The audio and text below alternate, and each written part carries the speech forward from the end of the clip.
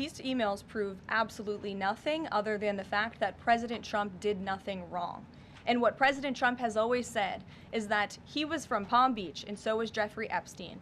Jeffrey Epstein was a member at Mar-a-Lago until President Trump kicked him out because Jeffrey Epstein was a pedophile and he was a creep. And this email you refer to with the name of a victim that was unredacted now and has since been reported on in this room, so I will go ahead and say it, Virginia Giuffre. And it was CBS's own reporting, Ouija, that recently wrote that Miss Giuffre maintained, and God rest her soul, that she maintained that there was nothing inappropriate she ever witnessed, that President Trump was always extremely professional and friendly to her.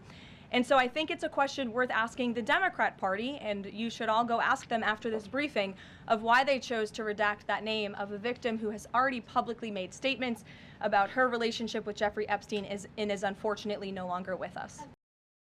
Are you still talking about Jeffrey Epstein? This guy's been talked about for years. Are people still talking about this guy, this creep? That was President Donald Trump in July this year, offering a very different opinion of Jeffrey Epstein than he once shared publicly. In 2002, long before he became president, Trump told New York Magazine he'd known Jeffrey Epstein for 15 years and called him a terrific guy. He's a lot of fun to be with. It is even said that he likes beautiful women as much as I do, and many of them are on the younger side, Trump told the magazine. Over the years, the two have been spotted many times in public together. This NBC video shows Trump and Epstein socializing in 1992 at a party at Trump's Mar-a-Lago estate. The video, released in 2019, shows Trump appearing to say to Epstein, "Look at her back there, she's hot," while Epstein smiles and nods. Former swimsuit model Stacey Williams, who dated Epstein in 1993, told CNN in an interview Trump was Epstein's wingman. They were best friends. They were very close. The two men flew together as well. These flight logs show Trump traveled on Epstein's jet 4 times in 1993, twice in 1994, and once in 1995 and in 1997. The logs were made public during Ghislaine Maxwell's 2021 trial, where she was convicted of sex trafficking, among other things. Epstein also attended Trump's wedding to Marla Maples at New York's Plaza Hotel in 1993. In 1997, Trump added this personal note to Epstein inside a copy of his book, The Art of the Comeback. It reads, "To Jeff, you are the greatest," according to the New York Times. That same year, the two men were photographed together at Mar-a-Lago. This exclusive CNN video shows Epstein and Trump chatting in 1999 before a Victoria's Secret fashion show. Despite all of that, during a court deposition here in Palm Beach in 2010, Epstein refused to answer many questions about his association with Trump. And Trump has continued to try and distance himself from Epstein as recently as July. This was the story he told about kicking Epstein out of Mar-a-Lago. He took people that worked for me, and I told him don't do it anymore, and he did it. I said, stay the hell out of here. More recently, Trump had to answer about a letter bearing his name found in a birthday book created by Ghislaine Maxwell for Epstein's 50th birthday. The letter, according to the Wall Street Journal, contained the outline of a naked woman and a message, "Happy birthday, and may every day be another wonderful secret." Trump denied authoring the letter and sued the Journal for defamation. It's not my signature, and it's not the way I speak. And anybody that's covered me for a long time knows that's not my language. Randy Kay, CNN, Palm Beach County, Florida. When are you going to swear in Congresswoman-elect Adelita Grijalva of Arizona, who was elected way back in September? Yeah, just as I promised, as soon as we get back to legislative session. So, I mean, before we have this vote that we're talking about, she'll be administered the oath. That's After what we the always House say. gavel's in, but before the vote. Right, yeah, sure, as soon as we get started, yeah. And then she has said that she is going to be the 218th vote to force the discharge petition to release the Epstein files, et cether, et cetera. She has the right. I mean, that's immaterial to us. It's now a moot point, by the way. The Oversight Committee has been delving in deeply to the Epstein investigation, and they've released 43,000 pages of the Epstein files, more to come. Subpoenas are being complied with. By the way, the latest batch was the Epstein estate files that is not even considered in the discharge petition, was never mentioned. But that was a treasure trove of information, and they released his personal logs, his flight logs, his financial records, and even his daily calendar. So there's plenty of oversight. All of that information is going to be released to the public. The only thing they're redacting, Jake, is the names of the innocent victims, Sure. and we insisted upon that, and everybody of common sense understands why that is. Of course, the survivors. Speaker Rick Johnson, thank you so much. Really appreciate your time. I hope the government opens. Yes, me too. Thank you. Thanks so much. Former relationship with Jeffrey Epstein, all been explained. I think this is a massive distraction by the Democrats while we're trying to get the government reopened and covered for their mistakes. And I find it interesting that the press corps didn't ask all these questions for 4 years during the Biden administration. But the president is the one who wanted all these documents out. Why not release all these documents now? He's for maximum transparency. He said it as recently as a couple of days ago, and I talked to him about it today. He's for everything coming out. Always has been. Provision that you just said that you're going to have a suspension vote to repeal next week. Did you know that provision was? No, I found out about it last night. I was surprised. I was shocked by it, and I was angry about it. To be honest. Did you talk to Booth about it? I talked to him about it today. About 20,000 pages of documents from the estate of convicted sex offender Jeffrey Epstein were released by the House Oversight Committee this week. Ahead of that fuller release, Democrats on the committee made public several emails from Epstein that mentioned Donald Trump by name in various circumstances. The emails that began almost 15 years ago were obtained by the GOP-led panel after it subpoenaed Epstein's estate earlier this year. The first group of records from the estate were released by the committee in September. Trump has referred to the saga as the Jeffrey Epstein hoax and has consistently denied any wrongdoing. These emails prove absolutely nothing other than the fact that President Trump did nothing wrong. And what President Trump has always said is that he was from Palm Beach and so was Jeffrey Epstein.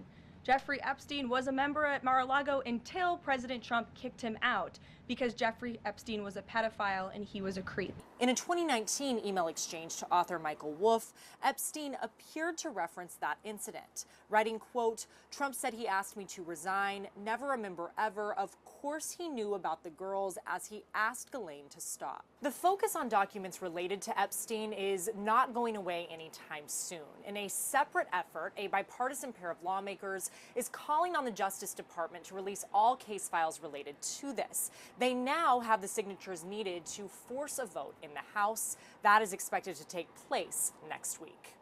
At the White House, I'm Julia Benbrook.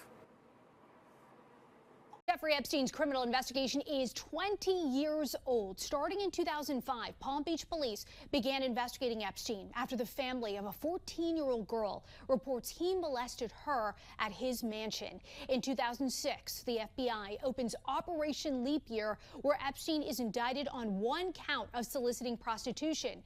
Jump to June 2008. The financier is sentenced to 18 months in jail for 2 charges of solicitation of prostitution. The following July, Epstein is released from jail, and then in 2019, he was arrested for federal sex trafficking charges. A month later, he is found dead in his jail cell while awaiting trial. His death ruled a suicide. Fast forward to 2024, a judge unseals court documents related to a civil lawsuit against Epstein.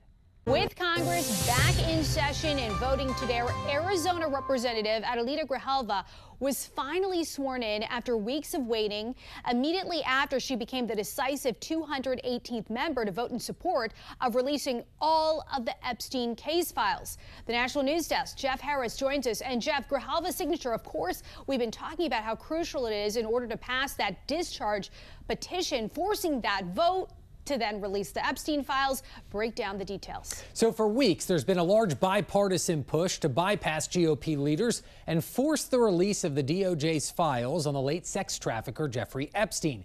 Grijalva's signature kicks those efforts into high gear, now setting up a battle on the House floor. Immediately after being sworn into Congress Wednesday, Grijalva casting the decisive signature on a discharge petition to force a vote on releasing the DOJ's Epstein files. That's what the American people expect us to do.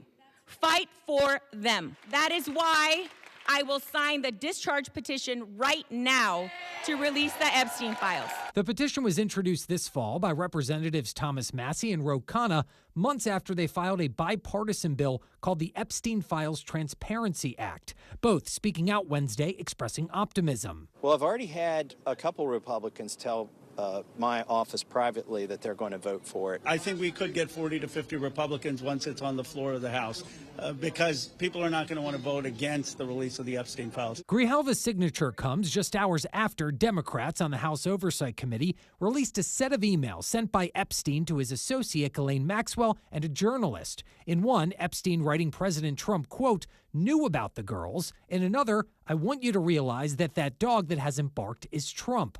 The White House slamming the emails while Democrats say they're concerning. It is not a coincidence that the Democrats leaked these emails to the fake news this morning ahead of Republicans reopening the government. This is another distraction campaign. They raised more questions about what the relationship was between Donald Trump and Jeffrey Epstein and what Donald Trump actually knew. Meanwhile, House Speaker Mike Johnson announcing late Wednesday night the House will vote on whether or not to release the Epstein files in the coming days. We're going to put that on the floor for a full vote next week as soon as we get back. Now, all House Democrats, along with 4 Republicans, signed the discharge petition. Aside from Massey, they include Representatives Nancy Mace, Marjorie Taylor Greene, and also Lauren Boebert. Reporting for the National News Desk, I'm Jeff Harris. Thank you. It was just an incredible moment for us to see her sworn in and to see her sign the discharge petition. It's something we've been waiting for 50 days, and it was really wonderful to just see it in person. Well, first of all, I really just want to thank them for being steadfast in their support of us. You know, it takes a lot of courage for them to break with party lines and to support us. And they're doing that because they know that they're on the right side when they are in support of us. And I think that I'm hopeful that their courage is contagious to other Republican members who can also see that this is really a matter of looking at a crime, and it really should not be in any way influenced by any particular administration. This case has been ongoing throughout 5 administrations of both political parties, and like I said before, what we're looking at is a crime, and it is a crime of sex trafficking. This is not a political issue. So they're right in their support of us. Thanks, Jake. These things happen because we don't talk about them, and I appreciate having the platform to do that. It's been an extraordinarily emotional day. Thank you for asking, Jake. But it's also been a really important day. So I think that, you know, anything that we see that's released brings us closer to the truth, right? And I think that in releasing these emails this morning, it really is just driving the point home of how badly we need this information released. We need the government to release everything that's in these files, of course with the appropriate redactions to protect the privacy of the survivors, but we really need this information to be out there so these crimes can be investigated. I think it's really upsetting to us that this is so politicized when it's not a political issue. This was a crime, and it's a crime of sex trafficking, and we really just want to see justice for the crime that happened to us. There has definitely been a renewed sense of hope and a definite sense of joy among all of us. Both myself and Jess Michaels were privileged enough to be on the House floor during the swearing in, and there was a moment where Grijalva actually called us out by name, and everyone stood and applauded us. And, you know, she didn't have to do that, but we really just appreciated the support